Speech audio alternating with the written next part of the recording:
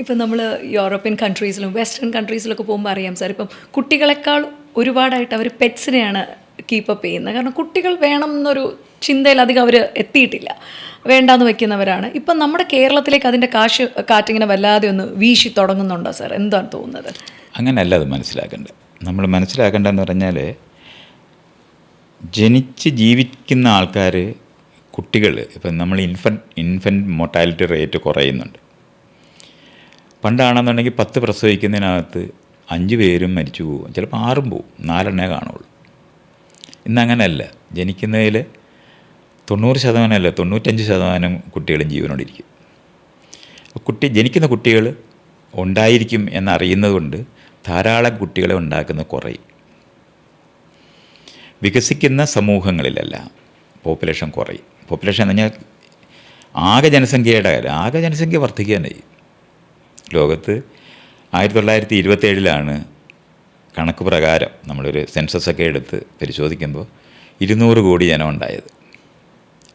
100 വർഷമായിട്ടില്ല ഇപ്പോഴും, അടുത്ത കൊല്ലത്തുള്ളൂ 27. അന്ന് 100 വർഷത്തിനകത്ത് 650 കോടി ജനം ഉണ്ടായിക്കഴിഞ്ഞു. അത്രയും ജനസംഖ്യ കൂടിയിട്ടുണ്ട്. ജീവിത നിലവാരം വളരെയധികം ഉയർന്നിട്ടുണ്ട്. 200 കോടി ജനത്തിനകത്ത് 150 കോടിയും പട്ടിണി കിടക്കുമായിരുന്നു, 50 കോടി പട്ടിണി ഇല്ലാതിരുന്നുള്ളൂ. ഇന്ന് 650 കോടിയും പട്ടിണിയില്ലാത്തവരാണ്, ബാക്കിയുള്ളവർ മാത്രമാണ് പട്ടിണി കിടക്കുന്നത്. അപ്പോൾ അത്രയും സുഖസൗകര്യങ്ങളോടെ ജീവിക്കുന്ന ഒരു ലോകം ഉണ്ടായതുകൊണ്ട് പോപ്പുലേഷൻ ഇൻക്രീസ് ചെയ്യും. പക്ഷേ ഒരാൾ അല്ലെങ്കിൽ ഒരു പെയർ ഉണ്ടാക്കുന്ന ആൾക്കാരുടെ എണ്ണം കുറയും. അതുകൊണ്ടാണ് എണ്ണം കുറയുന്നത്. എല്ലാവരും കുഞ്ഞുങ്ങളെ ഉണ്ടാക്കേണ്ട ആവശ്യമില്ല എന്ന് ജനിതകമായിട്ട് തന്നെ നമ്മളിലത് നമുക്ക് ഫീൽ ചെയ്യും. ധാരാളം കുട്ടികളെ ഉണ്ടാക്കാൻ തോന്നത്തില്ല. അത് ഫാമിലി പ്ലാനിങ് പ്രാക്ടീസ് ചെയ്തുകൊണ്ടെന്ന് മാത്രമല്ല, അത്തരത്തിലുള്ള കാര്യങ്ങളെല്ലാം നമ്മൾ ഉപയോഗിച്ചു പോകും. കുട്ടി വേണ്ടാന്ന് തോന്നും. അത് ഇതുകൊണ്ടാണ്. ജനസംഖ്യ ജീവിച്ചിരിക്കുന്നവർ, പിന്നെ അതുമാത്രമല്ല ഷഷ്ടിപൂർത്തി ആഘോഷിച്ചിരുന്നവരാണ് നമ്മളെല്ലാം. ഈ നാട്ടിലെ ഭയങ്കരമായിട്ട് ആഘോഷിച്ചിരുന്നത്. ഇന്നായാലും മിണ്ടത്തില്ല, 60 വയസ്സായ കാര്യം പറയത്തില്ല. പണ്ടാന്ന് 55 വയസ്സിൽ പെൻഷനാണ്. ഗവൺമെൻറ് പെൻഷൻ കൊടുത്തിരുന്ന 5-6 വർഷമായിരുന്നു. അത് കഴിയുമ്പോഴത്തേനും അവർ മരിച്ചു. ഇന്ന് 35-40 വർഷമാണ് പെൻഷൻ മേടിക്കുന്നത്. ഇരട്ടി ജീവിതമാണ് നയിക്കുന്നത്. ഈ മേഖലകളിലുള്ള വർധനവിൻ്റെ വ്യത്യാസം കൊണ്ടാണ് നമ്മൾ ഈ പറയുന്ന പോപ്പുലേഷൻ ഉണ്ടാക്കാനുള്ള, ആരും പറഞ്ഞിട്ടല്ല, ഉണ്ടാക്കാൻ തോന്നത്തില്ല. അതുകൊണ്ട് നമ്മൾ റോഡിലോട്ട് ഇറങ്ങി കഴിയുമ്പോഴത്തേനും അവിടെ എല്ലാം മനുഷ്യരാണ്. ബസ്സിനകത്തോട്ട് കയറി കഴിഞ്ഞാൽ, ട്രെയിനിനകത്ത് കയറിയാൽ അപ്പം നിറച്ച ആളുള്ള ഒരു ഫീല് നമ്മളിലുണ്ടാകും. അപ്പോൾ അത്രയും പേരെ വേണ്ടാന്ന് തോന്നും. പിന്നെ മാത്രമല്ല, ഉണ്ടാകുന്ന കുഞ്ഞ് മരിക്കുന്നില്ല. നമ്മുടെ നാട്ടിലൊക്കെ ആണെന്നുണ്ടെങ്കിൽ 5 കുട്ടികളാണ് 1000. അപ്പോൾ അതിനകത്ത് ബാക്കിയുള്ളവർ മുഴുവൻ ജീവിച്ചിരിക്കുകയാണ്. ഈ ഒരു വ്യത്യാസമാണ് ഈ പോപ്പുലേഷൻ ഉണ്ടാക്കുന്നതിൽ കുറവ് വരുന്നത്. പക്ഷേ അത് ലോകത്ത് പോപ്പുലേഷൻ കുറഞ്ഞുകൊണ്ടിരിക്കുകയാണെന്ന് ചോദിച്ചാൽ അല്ല, കൂടിക്കൊണ്ടിരിക്കുകയാണ്. അപ്പോൾ അതുകൊണ്ട് അങ്ങനെ മനസ്സിലാക്കണം. പിന്നെ സാറിനോട് ചോദിക്കാനുള്ളത്, വ്യക്തമായിട്ടുള്ള അഭിപ്രായം സാർ എല്ലാ കാര്യത്തിലുമുണ്ട്. എന്നാലും നമ്മുടെ കേരളത്തിൽ നിന്ന് ഈ ഒരാളെ മാറ്റിയാൽ പകുതി പ്രശ്നങ്ങൾ കഴിഞ്ഞു എന്ന് തോന്നുന്ന ആ ഒരു പേര് ആരുടേതായിരിക്കും? ഇതൊക്കെ എന്താ പറയുക, അഭ്യൂഹങ്ങൾ വെച്ച് ചോദിക്കുന്ന ചോദ്യമാണ്. റിയാലിറ്റി ആയിട്ടൊന്നും ഒരു ബന്ധമില്ല. എന്നാലും ഒരു മനുഷ്യനും അങ്ങനെ ആരും ഒരാളുമില്ല. ഒരാളെ നാട്ടിൽ നിന്ന് മാറ്റിയാൽ അയാൾ മരിച്ചുപോയി എല്ലാ കൊല്ലവും ആൾക്കാർ മരിച്ചു പോകുന്നില്ലേ? ഒന്നും തന്നെ സംഭവിക്കുന്നില്ലല്ലോ.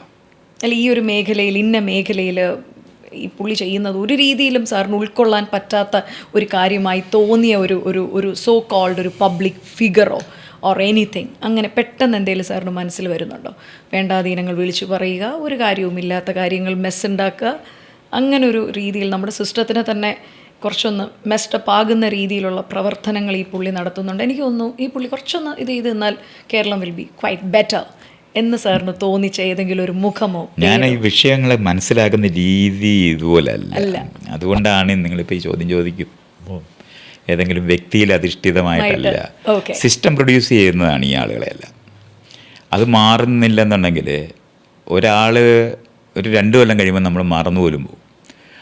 അപ്പോൾ ഇരിക്കുന്ന ആളിനെ ആയിരിക്കും നമ്മൾ ഏറ്റവും കൂടുതൽ. ഇപ്പോൾ ഈ മുഖ്യമന്ത്രിമാരെ പറ്റിയൊക്കെ നമ്മളിങ്ങനെ പറയാറുണ്ട്, അയാൾ മാറിയാൽ രക്ഷപ്പെടും. പക്ഷെ അങ്ങനെ നമ്മൾ കാണത്തില്ല, നമുക്ക് എല്ലാവർക്കും അറിയാം. അതുകൊണ്ടാണ് അധികാരം കൈകാര്യം ചെയ്യുന്ന ആൾക്കാരൊക്കെ, ഇപ്പോൾ ഹിറ്റ്ലർ ഇരുന്ന സമയത്തായിരുന്നു എല്ലാം പ്രശ്നമെന്നുണ്ടെങ്കിൽ ഇപ്പോൾ ഈ ബോംബൊക്കെ ചെയ്തുകൊണ്ടിരിക്കുന്ന ഇപ്പോൾ ട്രംപിനെ മാറ്റിയാൽ നാട് ശരിയാകും എന്ന് വിചാരിക്കും. ഞാൻ അങ്ങനെ വിചാരിക്കുന്നേ ഇല്ല. അയാൾക്ക് പകരം ഉടനെ തന്നെ ആ സ്ലോട്ടിൽ അതുപോലത്തെ ആൾക്കാരെത്തും. അത് ഞാൻ ആ വിഷയം മനസ്സിലാക്കുന്ന അങ്ങനെ അല്ലാത്തതുകൊണ്ടാണ് ഇപ്പോൾ നിങ്ങളത് ചോദിക്കുന്നത്. വെറുതെയൊക്കെ ആൾക്കാർ പറയും ഇയാളങ്ങ് ചത്തുപോയിരുന്നെങ്കിൽ നാടങ്ങ് നന്നായെന്ന് പറയുന്നത് ഒരു വെറും പറച്ചിൽ മാത്രമാണ്. അങ്ങനല്ല. നമ്മൾ മനസ്സിലാക്കാനുള്ളത് എല്ലാ ചീഫ് ജസ്റ്റിസുമാരും ഉണ്ടാകുമ്പോഴൊക്കെ ഇതുപോലെ നമുക്കിങ്ങനെ ആലോചിക്കുമ്പോൾ ഇവരൊന്ന് ഇല്ലായിരുന്നെങ്കിൽ നേരെയായെന്ന് തോന്നും. അങ്ങനെ തോന്നുന്നു എന്നുള്ളതേ ഉള്ളൂ, അല്ലാതെ സാറ് റിയൽ അല്ല. അത് അല്ല. 2K കിഡ്സ് അറിയാലോ സാറി, 2000 കഴിഞ്ഞ് സാറ് പറഞ്ഞ പോലെ എന്താ പറയുക, സാറുമായിട്ട് ഒരുപാട് അവർ റിലേറ്റ് ചെയ്യുന്നുണ്ട്.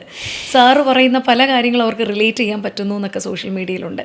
അപ്പോൾ sir, I M A lady in 35, എൻ്റെ പാർട്ട്ണർ ടോക്സിക് ആണോ അല്ലയോ എന്ന് തെളിയിക്കുന്ന ഒരു 3 ട്രെയ്റ്റ്സ് സാറിന് സൂചിപ്പിക്കാൻ പറഞ്ഞാൽ, അതായത് എൻ്റെ ഒരു പാർട്ട്ണർ, എനിക്ക് തോന്നുന്ന ആൾ കല്യാണം കഴിച്ച ഒരാളായിരിക്കും, 35 ആണ്, എൻ്റെ പാർട്ട്ണർ ടോക്സിക് ആണെന്ന് വ്യക്തമായി തെളിയുന്ന ആദ്യത്തെ ഒരു 3 ട്രെയ്റ്റ്സ് സാർ എങ്ങനെയായിരിക്കും ആളോട് പറയുക? ഞാൻ ഇപ്പോൾ ഒരാൾ എൻ്റെ അടുത്ത് ഇങ്ങനത്തെ ഒരു ചോദ്യം ചോദിക്കുകയാണെങ്കിൽ, നേരത്തെ പറഞ്ഞ ഈ വ്യക്തികളെ പറയുന്ന പോലുള്ള ഒരു സ്ഥലമാണ്. ഒരാൾ ടോക്സിക്കായിട്ടിരിക്കുന്നത് അയാളും അയാളുടെ ആ സിറ്റുവേഷനും കൂടെ ചേർന്നിട്ട് മാത്രമാണ്. കറക്റ്റ്. രണ്ടുപേര് തമ്മിൽ വളരെ വയലൻ്റായിട്ടുള്ള ജീവിതമുള്ളവർ പിരിഞ്ഞിട്ട് വേറെ ആൾക്കാരുമായിട്ട് ഒരു പ്രശ്നമില്ലാതെ ജീവിക്കും. അപ്പോൾ അതുകൊണ്ട് നമ്മൾ മനസ്സിലാക്കാനുള്ള ടോക്സിസിറ്റി എന്ന് നമ്മൾ പറയുന്നത് സിറ്റുവേഷൻ ബ്രീഡ് ചെയ്യുന്നതാണ്, അല്ലാതെ ആ ആളുകളിൽ അടങ്ങിയിരിക്കുന്ന ഒരു കാര്യമല്ല. ഒരാളുടെ ട്രെയ്റ്റ് എന്ന് പറഞ്ഞാൽ ഒരാളെ നമ്മൾ വ്യത്യസ്തമായിട്ട് നമ്മൾ കാണുന്നത്, ആ ട്രെയ്റ്റ് ഇഷ്ടപ്പെടുന്ന ഒരാളാണ് കൂടെ ഉള്ളതെന്നുണ്ടെങ്കിൽ ഒന്നും തോന്നത്തില്ല. എത്രയോ പേര് നമ്മളിങ്ങനെ അത്ഭുതപ്പെടുത്തില്ലേ, നമ്മൾ വെടിവെച്ച് കൊല്ലണമെന്ന് ആഗ്രഹിക്കുന്നവർക്ക് കൂട്ടുകാരുണ്ടാവും, പാർട്ട്നേഴ്സ് ഉണ്ടാവും. അവരെങ്ങനെയാണ് അത് കാണുന്നതെന്നുള്ളൊരു കാര്യമില്ലേ. അപ്പോൾ അതുകൊണ്ടാണ് അതിനെ അങ്ങനെ മനസ്സിലാക്കേണ്ടത്. നമ്മൾ ഈ ഒരാൾ എൻ്റെ പാർട്ട്ണർ ടോക്സിക് ആണോ എന്ന് ചോദിക്കുമ്പോൾ അതിനൊരു ട്രെയ്റ്റ് പറയുക എന്ന് പറയുന്നത്, അയാൾ നിങ്ങളുടെ അടുത്ത് പെരുമാറുന്ന രീതി വെച്ചിട്ട് നമുക്ക് പറയാൻ പറ്റും, ഓക്കെ ഇതൊരു ടോക്സിക് റിലേഷൻഷിപ്പാണ് ടോക്സിക് ആവുന്നത്, വ്യക്തികളല്ല.